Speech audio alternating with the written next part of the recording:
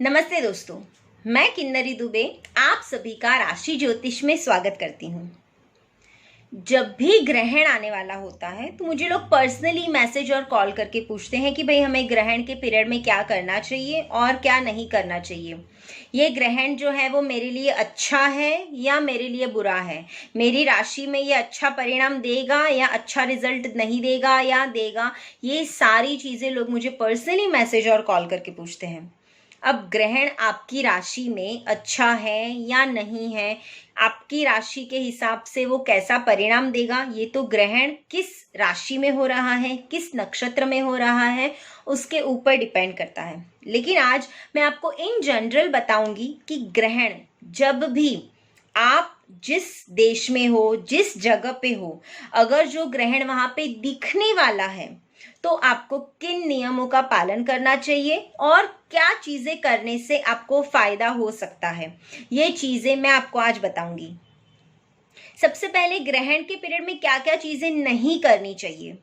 तो कहा गया है कि ग्रहण के समय में खाना नहीं खाना चाहिए, क्योंकि इस समय में जो ग्रहण का जो पीरियड होता है, जिस समय में ग्रहण हो रहा होता है, वो जो 2-3-4 घंटे होते हैं, उसमें विषाणु और जीवाणुओं का उपद्रव बढ़ जाता है।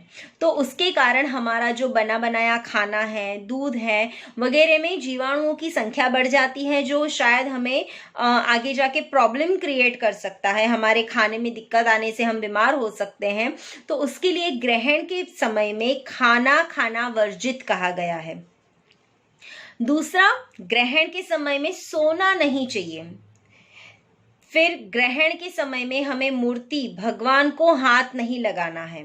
ग्रहण के समय में पूजा पाठ मंत्र जाप करने का बहुत फायदा बताया है, लेकिन हमें मानसिक पूजा करनी होती है, उसके लिए भगवान को हाथ नहीं लगाते हैं। इसीलिए ग्रहण के समय में मंदिर द्वार बंद हो जाते हैं।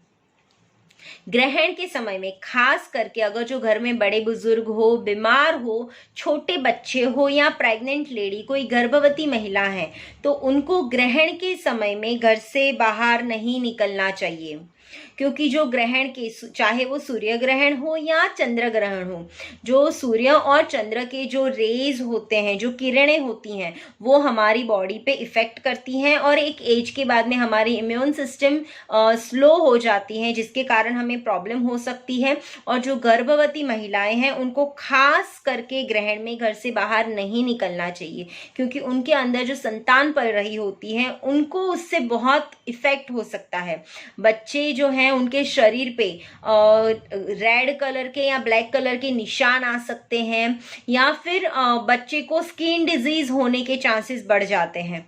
खास करके गर्भवती महिलाओं को ग्रहण काल के समय में कुछ सिलना नहीं चाहिए, कुछ चीजें काटनी नहीं चाहिए, चाहे वो नाखून हो, बाल हो, सब्जियां ही क्यों ना हो, ये सारी चीजें उनको काटनी पिटनी नहीं चाहिए, या फिर कुछ चीजें सिलनी भी नहीं चाहिए। कहते हैं कि ग्रहण काल में ये सिलना या काटने से जो गर्भ में जो संतान पड़ रही होती है, या तो उनके अंगों को दिक्कतें होती हैं, या कई बार ऐसे कहते हैं ना कि अंग जुड़ जाते हैं, या फिर वो अपने आप ही अलग हो जाते हैं। ये सारी चीजें होने के योग बन सकते हैं।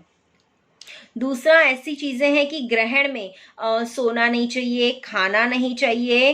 फिर ग्रहण होने के बाद में स्नान करना चाहिए। सबसे पहले स्नान करना चाहिए। ग्रहण के सूतक के बारे में बात करें तो कहते हैं सूर्य ग्रहण जब भी होता है तो ग्रहण काल, जिस समय में ग्रहण होता है उसके 12 घंटे पहले ग्रहण का सूतक लगता है, और चंद्र ग्रहण में जब भी ग्रहण होने वाला होता है उसके 9 घंटे पहले ग्रहण का सूतक लगता है। तो उसके हिसाब से ही हमें नियमों का पालन करना चाहिए। पर आज के समय में ऐसा है कि हम इतना लंबा समय नियमों का पालन नहीं कर सकते हैं। तो कम से कम जो ग्रहण काल है, जिस समय में ग्रहण हो रहा है, वो ग्रहण काल में हमें ग्रहणों का नियमों का पालन करना ही चाहिए। अब ग्रहण में क्या क्या चीजें करनी चाहिए। तो ग्रहण में जो पका पकाया खाना है, सबसे पहले तो वो खाना नहीं होता है। मतलब मैंने जैसे बताया आपको कि ग्रहण के पीरियड में आप जो विषाणु और जीवाणुओं की उपद्रव बढ़ जाता है तो खाना खराब होने का चांसेस होता है, तो वो खाना खाना नहीं होता है। लेकिन जो कच्चा अनाज होता है, दूध है, मटके में या भरा हुआ पानी रखा है, तो ये सारी चीजों को बचाने के लिए हम ग्रहण समय में वो चीजों के ऊपर या तो तुलसी का पत्ता रख सकते हैं या दर्भ होता है वो रखते हैं, तो जिससे जीवाणुओं का उपद्रव बच सकता है, क्योंकि ये सारी चीजें एंटीबॉडीज का काम करती हैं। दूसरा, ग्रहण काल में पूजा पाठ मंत्र जाप करने से बहुत फायदा होता है, क्योंकि ग्रहण काल में किया हुआ मंत्र सिद्धिप्रद होता है, वो बहुत जल्दी सिद्ध कर सकते हैं।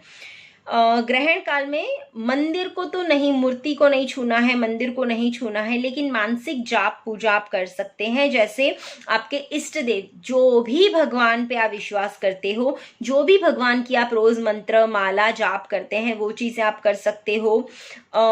आपको कुछ समझ में नहीं आता है तो आप महामृत्युंजय मंत्र के जप कर सकते हो, गायत्री मंत्र के जप कर सकते हो, या ओम नमो भगवते वासुदेवाय, ये जो 12 अक्षरी मंत्र है उसका आप कंटिन्यू जाप कर सकते हो, जिससे हमारी आसपास की जो नेगेटिविटी है वो कम हो जाती है और हमें अच्छी पॉजिटिविटी, सकारात्मकता का संचार होता है, वो चीजें हमें बढ़ने लगती हैं। और ग्रहण काल जो है उसका खास विशेष ध्यान रखना होता है। अब जब भी ग्रहण होगा तो ग्रहण आपकी राशि के हिसाब से अच्छा है या बुरा है, आपको आपकी राशि के अनुसार ग्रहण पीरियड में कौन से मंत्र का जाप करना चाहिए, ये सारी चीजें तो हम आपके साथ शेयर करेंगे ही। उसके लिए आप हमसे जुड़े रहिए। और ये वीडियो में हमने जनरल जानकारी दी कि ग्रहण पीरियड में आपको क्या करना चाहिए और क्या नहीं करना चाहिए।